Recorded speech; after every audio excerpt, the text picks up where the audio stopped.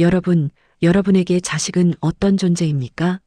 내 몸이 부서져라 키워놓으면 나중에 내 몸 하나 의지할 곳 되어줄 거라 믿으며 사셨겠지요. 우리 5070 세대들 참 치열하게 사셨습니다. 내 입에 들어가는 것보다 자식 입에 들어가는 게 더 배불렀고 내 몸 편한 것보다 자식들 공부시키고 시집장가 보내는 게 인생의 전부인 줄 알고 사셨습니다. 나중에 내가 나한테 효도해라 이런 소리는 부끄러워서 입 밖으로 내지도 못하면서도 내심 내 자식만큼은 내가 준 사랑만큼 돌려주겠지 하는 작은 희망 하나로 그 고된 세월을 버티셨을 겁니다. 그런데 오늘 제가 들려드릴 이야기는 그 가느다란 희망을 무참히 짓밟아버린 어느 자식의 이야기입니다.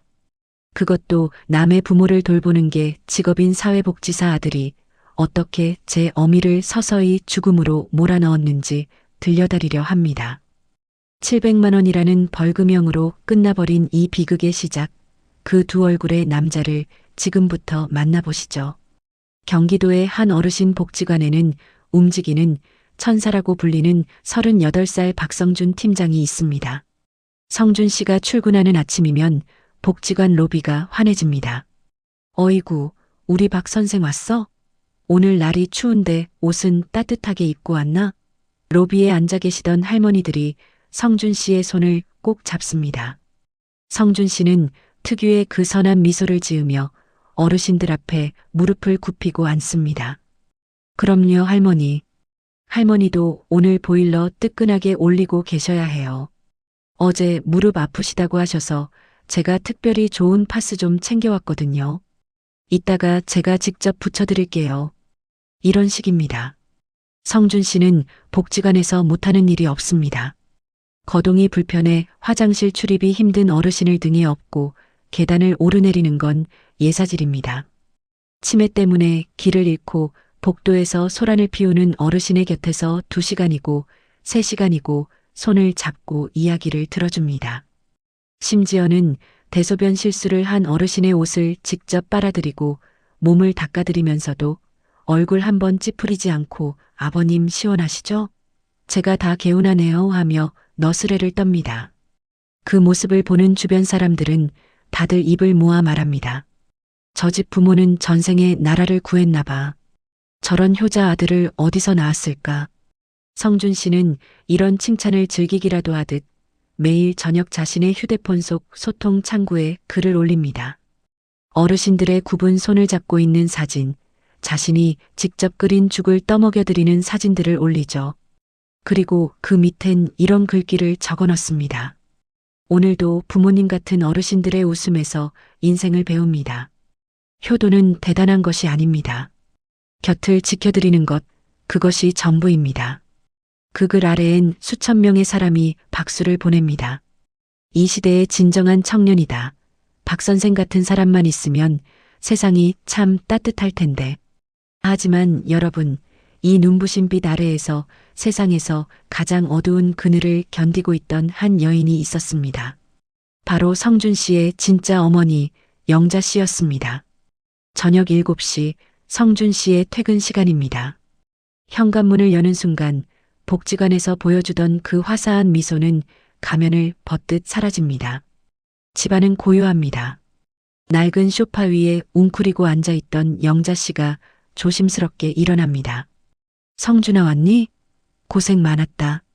어서 씻고 밥 먹어라. 국 데워놨다. 영자 씨의 목소리는 조심스럽다 못해 애처롭기까지 합니다. 하지만 돌아오는 건 얼음장 같은 짜증입니다.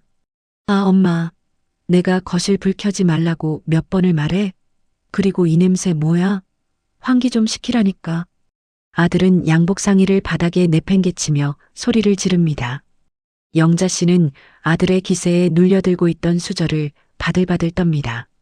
사실 영자 씨는 몸이 많이 아픕니다. 평생 식당 일을 하며 아들 뒷바라지를 하느라 무릎 연골은 다 닳았고 최근에는 가슴이 조여오는 심장병 증세까지 생겼습니다. 하지만 아들에게 아프다는 말 한마디 꺼내기가 무섭습니다. 엄마, 내가 밖에서 노인들 비위 맞추느라 얼마나 진이 빠지는 줄 알아? 집에서까지 노인 냄새 맡으면서 엄마 수발 들어야 해? 제발 부탁인데 나 없는 사람 치고 방에만 좀 있어. 아들이 남의 부모에게 떠먹여주던 그 따뜻한 전복죽은 이 집 식탁엔 없습니다. 성준 씨는 편의점에서 대중 사온 인스턴트 도시락을 자기 앞에만 툭 던져놓고 혼자 밥을 먹습니다. 밥 한 술 뜨지 못한 채 부엌 구석에 서 있는 어머니를 쳐다보지도 않습니다. 어느 날은 영자 씨가 용기를 내어 아들의 방문을 두드렸습니다. 성준아, 내가 요즘 가슴이 너무 답답해서 그러는데 내일 병원 검사 예약 좀 잡아주면 안 되겠니? 내가 글자를 잘 몰라서 그래. 그 말이 채 끝나기도 전에 문이 벌컥 열립니다. 아들의 눈에는 살기마저 느껴집니다. 엄마, 나 내일 승진 심사 있는 날이야. 구청장님 오신다고. 왜 자꾸 내 앞길을 막아? 아프면 알아서 택시 타고 가든가 복지관에 전화해서 도우미를 부르든가 해. 왜 나를 괴롭혀? 어머니의 손을 거칠게 뿌리치고 문을 쾅 닫아버리는 아들. 영자 씨는 차가운 문 앞에 서서 한참을 울었습니다. 내가 잘못 키운 탓이지.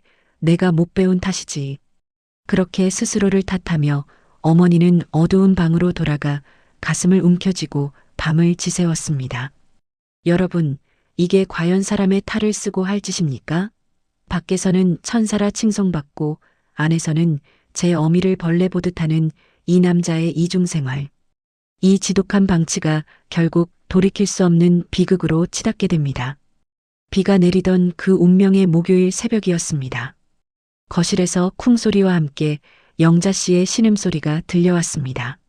심장에 마비가 온 겁니다. 영자 씨는 기어코 아들의 방 앞까지 기어갔습니다. 성준아, 박 팀장아, 나 좀 살려줘. 숨이 안 쉬어진다. 문고리를 잡고 간절하게 흔드는 어머니의 손길. 하지만 방 안에서는 시끄러운 게임 소리와 아들의 웃음소리만 흘러나올 뿐이었습니다. 잠시 후 열린 문 사이로 나타난 아들의 얼굴에는 걱정이라곤 눈곱만큼도 없었습니다. 진짜 사람 미치게 하네. 꼭 이 시간에 일해야겠어?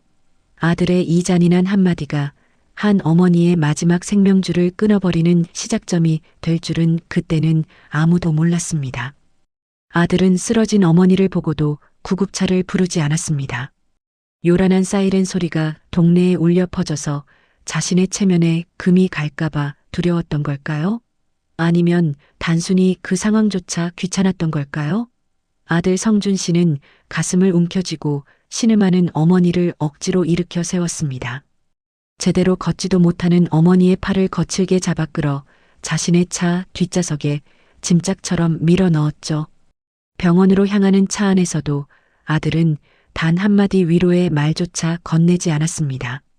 오히려 앞을 가로막는 신호등을 향해 욕설을 내뱉으며 운전대를 내리칠 뿐이었습니다. 어머니는 그 차가운 가죽 시트 위에서 차마 아들을 부르지도 못하고 꺼져가는 숨을 몰아쉬며 아들의 환한 옆얼굴만 바라보았습니다. 새벽 3시 20분. 대학병원 응급실 입구에 도착한 아들은 휠체어에 어머니를 앉히고는 접수처가 아닌 복도 한 구석에 멈춰 섰습니다. 엄마, 나 주차장에 차 좀 세우고 올게. 여기서 딱 기다려. 알았지? 그게 마지막이었습니다. 아들은 그 말을 남기고 몸을 돌려 응급실 밖으로 걸어나갔습니다. 어머니 영자 씨는 아들의 뒷모습이 보이지 않을 때까지 눈을 떼지 못했습니다. 주차하고 금방 오겠다는 그 말, 우리 아들은 효자니까 금방 올 거라는 그 믿음 하나로 영자 씨는 고통을 참아내기 시작했습니다. 하지만 30분이 지나고 1시간이 지나도 아들은 나타나지 않았습니다.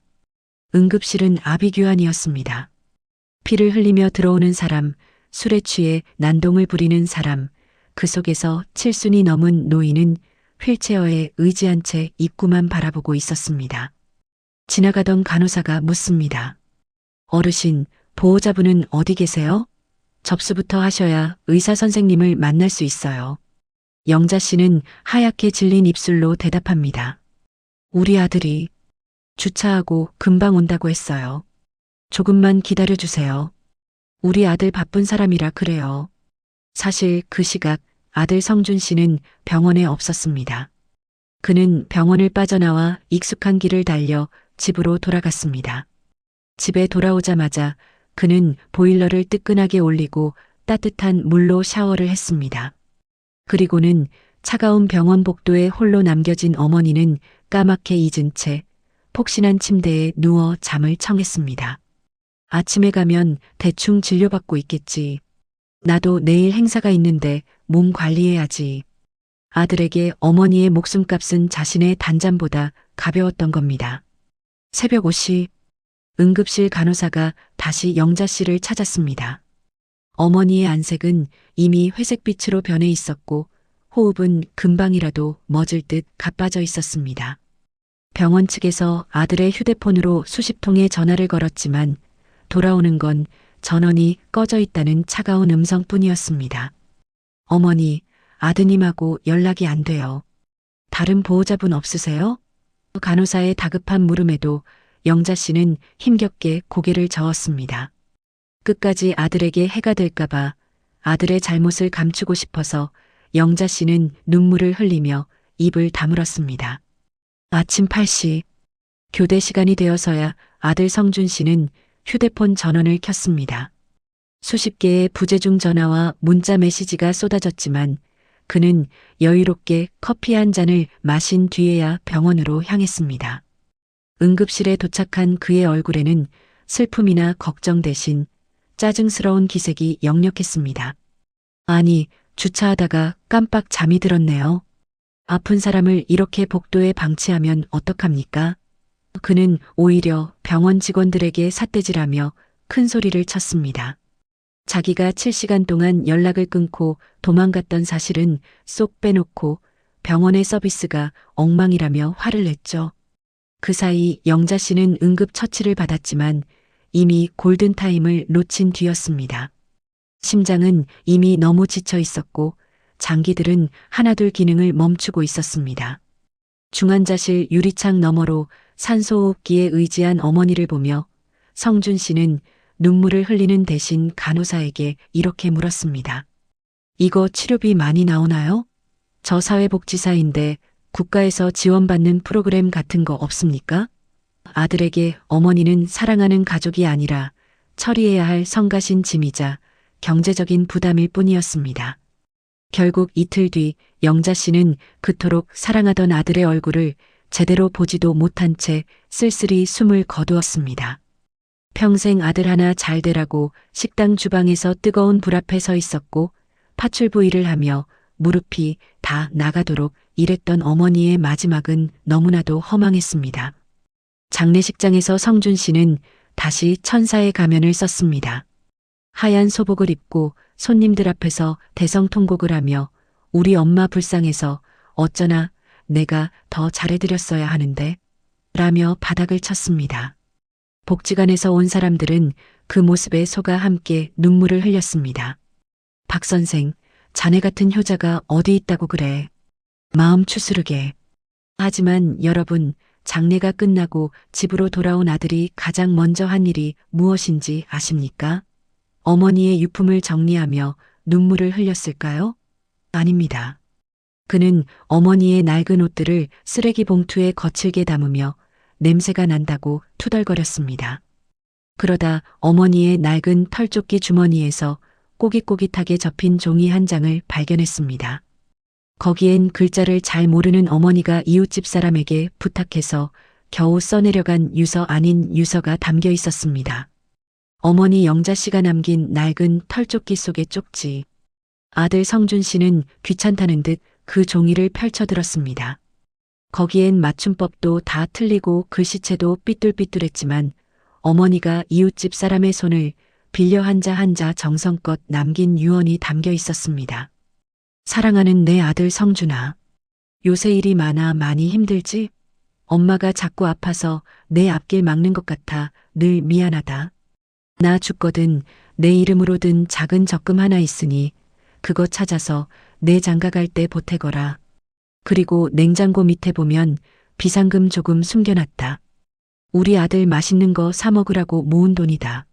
성준아, 나는 내가 내 아들로 태어나줘서 평생이 선물 같았다. 고맙다 아들아. 그 편지를 읽는 순간 보통 사람이라면 바닥에 주저앉아 통곡했겠지요. 하지만 아들 성준 씨는 달랐습니다. 그는 편지를 구겨 쓰레기 봉투에 던져버리고는 곧장 냉장고 밑바닥을 후쳤습니다. 어머니가 파출부 일을 하며 꼬깃꼬깃 모아둔 5만 원권 몇 장이 나오자 그는 그제야 입가에 묘한 미소를 띄었습니다. 이 돈이면 이번에 새로 나온 골프채 하나 살 수 있겠네.